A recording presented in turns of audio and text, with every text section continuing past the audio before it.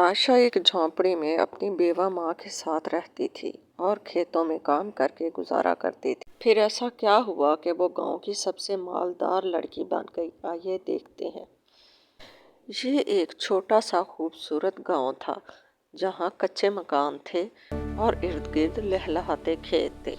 आशा एक खामोश कोने में एक झोंपड़ी में रहती थी और अपनी बीमार माँ की देखभाल के साथ साथ घर के अखराजात चलाने के लिए खेतों में काम करती थी। बस घर का हर काम उसके जिम्मेदारी थी। बर्तन धोना, खाना पकाना, अपनी बूढ़ी बीमार माँ को दवाई देना और अम्मी फिर दावा ले खेतों ली, में जाकर इंशाल्लाह आप मजदूरी जल्दी ठीक हो करके जो जाएंगी। पैसे अल्लाह मिलते तुम्हें थे खुश रखे उससे बेटी। माँ की दवाई और घर का सौदा खरीदती थी। लेकिन उसके ख्वाब बहुत बड़े थे। वो अक्सर कहती थी कि अल्लाह मेहनत ज़ाया नहीं करता और लोग उसके बातें सुनकर उसका मजाक उड़ाते थे। लोग अक्सर कहते थे कि देखो, एक झोंपड़ी में रहने वाली यतीम लड़की की बातें सुनो, इतने बड़े बड़े ख्वाब, मगर वो खामोश रहती। लोग कुछ भी कहें, मुझे रुकना नहीं है। उसे पढ़ने लिखने का बहुत शौक था। अक्सर वो स्कूल के बाहर खड़े होकर बच्चों को स्कूल जाते हुए देखती थी और सोचती थी काश मैं भी पढ़ सकती। वो रात को अक्सर दिया जला के उसकी रोशनी में फटी पुरानी किताबें जो वो बाहर से लाती थी बैठ के पढ़ती थी। पर उसकी माँ कहती थी ये हमारे नसीब में नहीं। फिर उसकी ज़िंदगी में एक बदलाव आया। एक दिन बहुत ही तूफ़ानी बारिश हुई। तमाम खेत पानी से भर गए और आमना बहुत परेशान थी कि अब क्या होगा। मजदूरी भी ख़त्म हो गई थी क्योंकि खेतों में बहुत ज़्यादा पानी जमा हो गया था और उसकी कच्ची झोंपड़ी भी पानी से भर रही थी। वो बहुत परेशान थी लेकिन उसने हिम्मत नहीं हारी। उसी रात वो अल्लाह के हजूर सजदे में रो रो कर दुआ करने लगी कि अल्लाह मेरी मदद फरमा। बस उस दिन के बाद उसके लिए जो सुबह आई वो नई सुबह थी।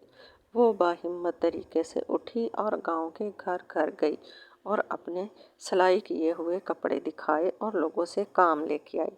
शुरू में एक दो औरतें उसके पास आई जो सिलाई सीखना भी चाहती थी।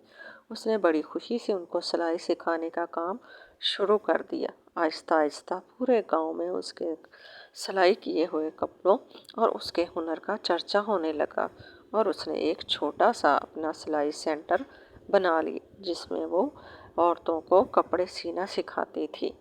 धीरे धीरे वक्त गुजरता गया और उसका हुनर का चर्चा पूरे गांव में बल्कि गांव से बाहर भी जाने लगा।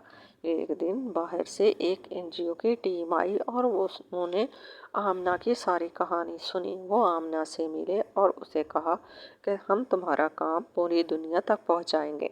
उन्होंने आमना को कुछ पैसे दिए ताकि वो अपने सिलाई सेंटर को बड़ा कर सके और आमना की अम्मी बहुत खुश थी। उसे अपनी बेटी पर फख्र था और उसकी आंखों में आंसू थे ये आंसू गम के नहीं खुशी के थे।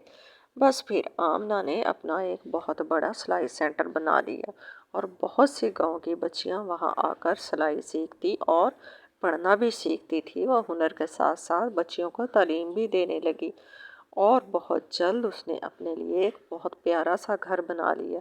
अब वही गांव वाले जो उसको बातें करते थे और उसे ताने देते थे वही सब उसको शुक्रगुजार होने लगे कि उसकी वजह से हमारे गांव का नाम रोशन हुआ है। आमना की यही जीत थी, उसका यही ख्वाब था कि वो अपनी माँ और अपने गांव और अपने गांव के लोगों के लिए कुछ ऐसा करे कि पूरी दुनिया में उसका गांव मशहूर हो। और आमना का ख्वाब अल्लाह ने पूरा किया।